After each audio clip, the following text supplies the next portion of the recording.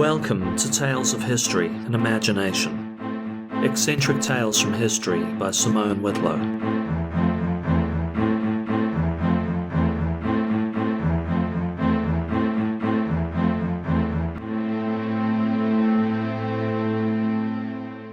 Local legend in the kingdom of Mysore tells the following tale. One day, a young prince named Tipu went out hunting in the jungle with a friend, sometimes portrayed as a French mercenary in the service of the prince's father, the fearsome Hyder Ali.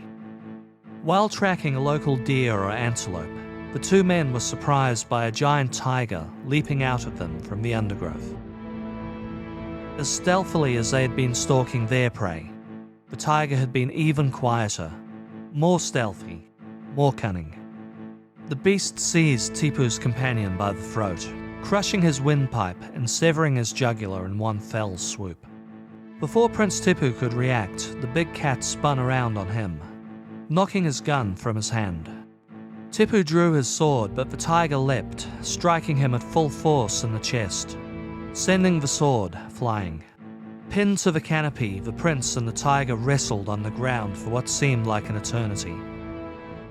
When he finally successfully grasped his sword, Prince Tipu, bloodied and beaten, mustered the strength to stab the tiger.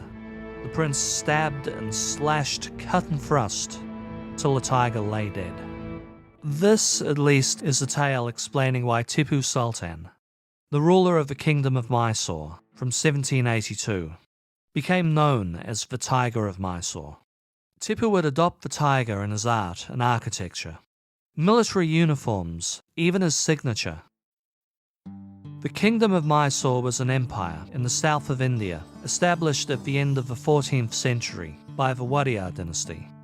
By the middle of the 18th century, power had passed to Tipu's father, Hyder Ali, an Indian-born soldier, possibly of Iraqi or Arabian descent.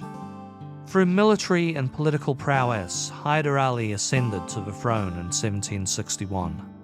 Father and son ruled in extremely turbulent times.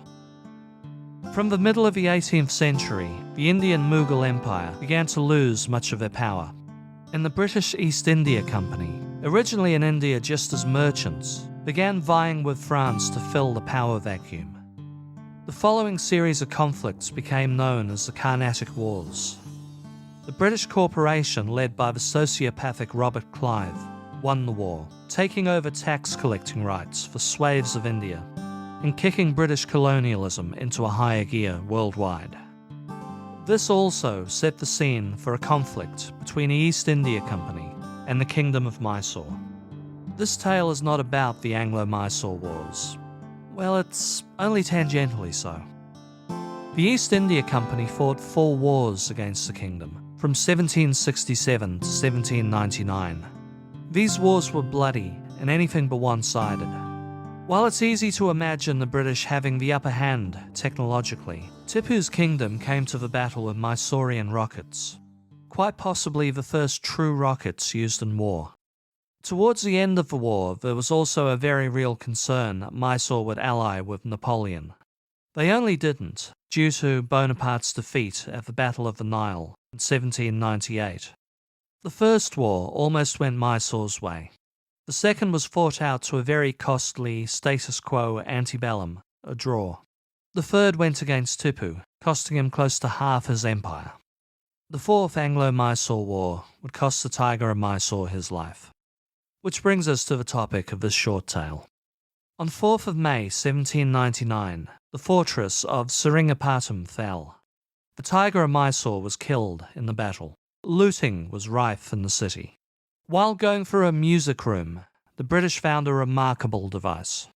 To quote from a note compiled for East India Company Governor-General Marquis Wellesley, "In a room appropriated for musical instruments was found an article which merits particular notice, as another proof of the deep hate and extreme loathing of Tipu Saib towards the English.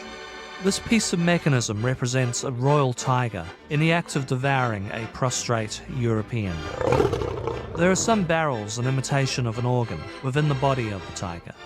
The sounds produced by the organ are intended to resemble the cries of a person in distress, intermixed with the roar of a tiger. The machinery is so contrived that while the organ is playing, the hand of a European is often lifted up to express his helpless and deplorable condition.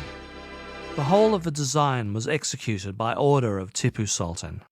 It is imagined that this memorial of the arrogance and barbarous cruelty of Tipu Sultan may be thought deserving of a place in the Tower of London. Known widely as Tipu's Tiger, the automaton depicts a near-life-sized white man being mauled by a large tiger. From pipes within the device, you can trigger sounds like a man screaming and the tiger roaring. There is also a keyboard, with which you can use to play the automaton as a pipe organ. It's believed Tipu's Tiger was built sometime around 1795. The British have been long convinced it depicts a 1792 mauling of East India Company General Sir Hector Munro's son by a Bengal tiger. Now I can confess I don't know nearly enough history of the region to comment, although I do have to wonder if the British have got it right. One day, legend tells us, a young prince and his European companion went hunting in the jungle after all.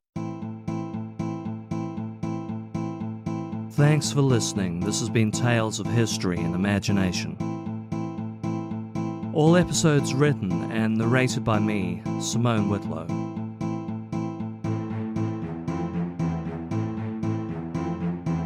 All music, yours truly. Visit the show at historyandimagination.com. You can follow me on social media, links in the show notes, and get access to exclusive bonus content via my Patreon, also in the notes. If you enjoyed the show, please leave a like on your podcatcher of choice, and share the episode, as word of mouth is the best way to help shows like this grow. Love to see you back in 2 weeks' time for more tales of history and imagination.